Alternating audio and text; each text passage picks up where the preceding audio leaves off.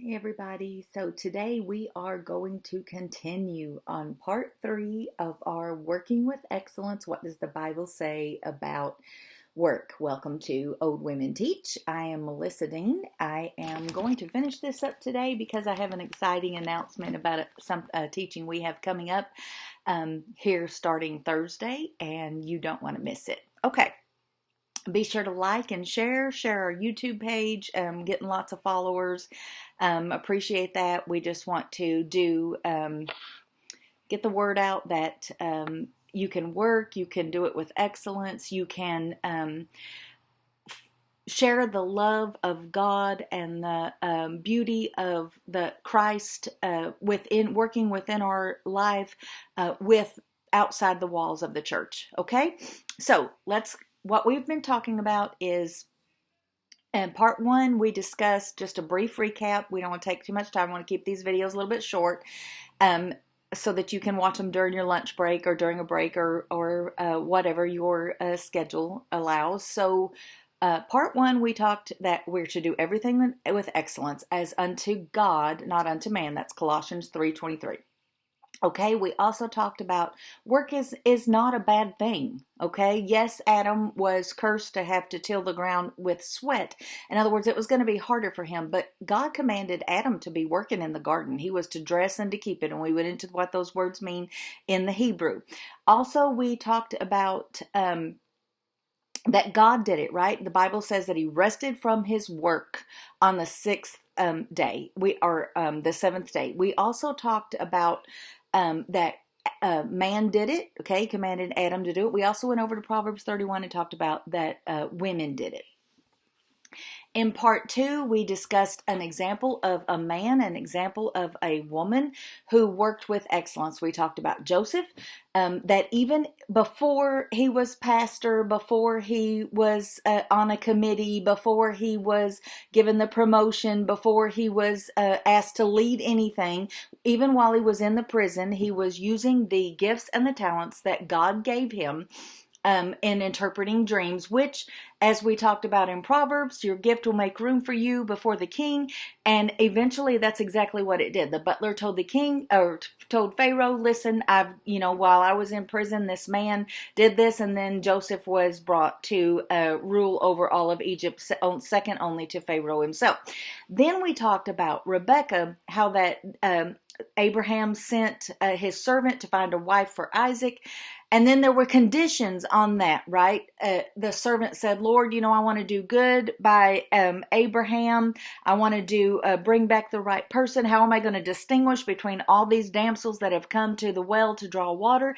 And the requirement is that she would do it in excellence. She would go over and above what the servant asked her. He was going to ask her for a drink of water, which he was a stranger. So not only would she give him a drink of water, but also she would provide a volunteer without being asked, go over and above and do with excellence and draw water also for his camels. So those were all Old Testament examples, and there's nothing wrong with that. But I wanted to come over into the New Testament to show you also an example of excellent work ethic. And what is expected of us as Christians. We're to stand out. God will show us favor, though our workplace can be blessed because we work there. It should benefit our bosses, benefit our employers, benefit our companies to employ us, okay? Because we're going to do work as unto the Lord who blesses us and provides for us, and not just as a job. Here I am, I'm clocking in, I'm clocking out, I'm pulling my 8 and I'm clocking out, I'm pulling my 12, pulling my 16, whatever it is, and I'm clocking out of here. I'm gone. This is gone from my mind. I don't come up with any new processes. I don't come up with any new policies to make things better. I don't bring my heart into this. I'm just here occupying space because I need to eat. No, that's not how we do our business. That's not how Christians do their business, okay? So over into the New Testament, we're going to go to one of the 4 Gospels, Matthew chapter 25, and we're going to talk about the talents. Okay, so this, just for the sake of time, this businessman was traveling, okay, and he is leaving his 3 servants talents. Okay, so it says, to one he gave 5 talents, to another he gave 2 talents. This is in verse 15 of Matthew chapter 25. And to the third one he gave 1 talent, and straightway took his journey. So he's leaving for an extended amount of time, okay? So then he comes back. It says after a long time, verse 19, after a long time. So he has, what has happened here is this master has left his servants as stewards of all that he has. Okay. And so now that he's come back after this long period of time, he is going to see what they've done with what they've been entrusted with. Does that sound familiar? Yes. God entrusts us with gifts, with talents, with opportunities, with children, with jobs, with things that he has blessed our life with. And he is entrusting us to be good stewards of all that, okay? Of all what he has entrusted us with. So it says, after a long time he came back, and those servants come and they reckoned with him. In other words, they gave an account of what they had done with what he had left them. Now watch this closely, okay? So the one that had received 5 came and brought other 5 and said, Lord, you gave me 5, but look, I've gained 5 more besides. So he's doubled what the servant has left him with, okay? And then he gets praise. Well done, my good and faithful servant, okay? So then the one that he gave 2, verse 22, and I'm just summarizing for sake of time, he said, look, you gave me 2, and I have also gathered other 2. So he's also doubled. Even though it was a smaller amount, okay, he still doubled what he was entrusted with. Same reward. Look at this. His Lord said unto him, well done, thy good and faithful servant. Okay, same reward because he doubled what he had. All right. So then he goes over to the one who has received 1. And he said, Lord, I knew you were a hard man, reaping where you hadn't sown and going where you hadn't strode, gathering where you haven't strode, and I was afraid. And I went and hid my talent in the earth, and here it is. So now watch, he didn't lose. He did not lose what he had been entrusted with. He presented, when the master came back after the long time, he gave it back to him. Look. Here it is. You gave it to me, and now I'm presenting it back to you. Okay? Watch this. He said, thou wicked and slothful, in other words, lazy servant.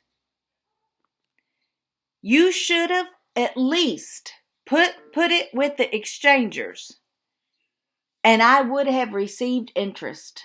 Okay? Even if it wasn't doubled, he said, I at least would have gained a little bit.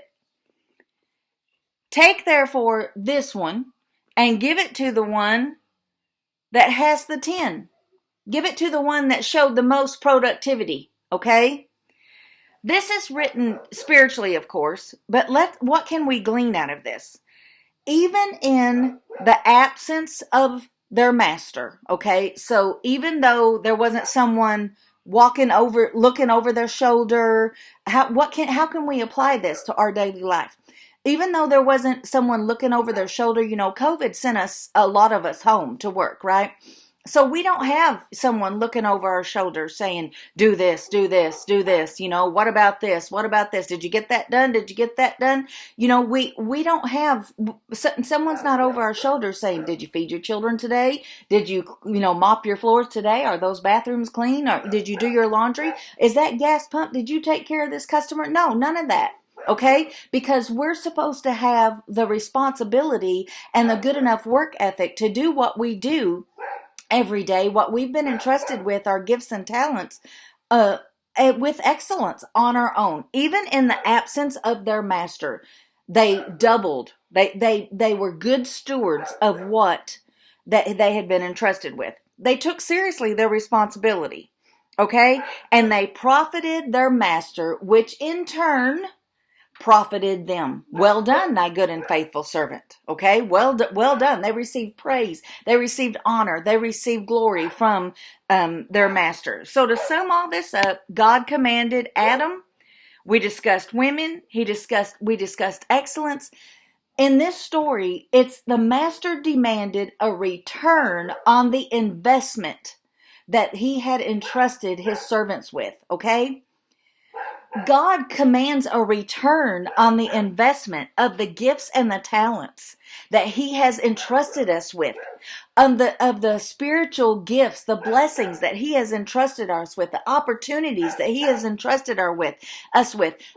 He wants a return on that investment. What are we doing with our gifts and talents? Are we showing up every day with excellence, whether we're a cashier, a gas station attendant, a mother, whether we're the CEO of a Fortune 500 company? Are we showing up with excellence in what he has invested in us? Now, a very important announcement. I want you to like and I want you to share, but also starting Thursday this week, we are going to get into a study of a very, very important subject, also one near and dear to my heart, and that is, what does the Bible say about anxiety and depression? You do not want to miss it. You do not want to miss what we have coming up. You absolutely want to share and stay tuned. Take care, everybody. See you soon.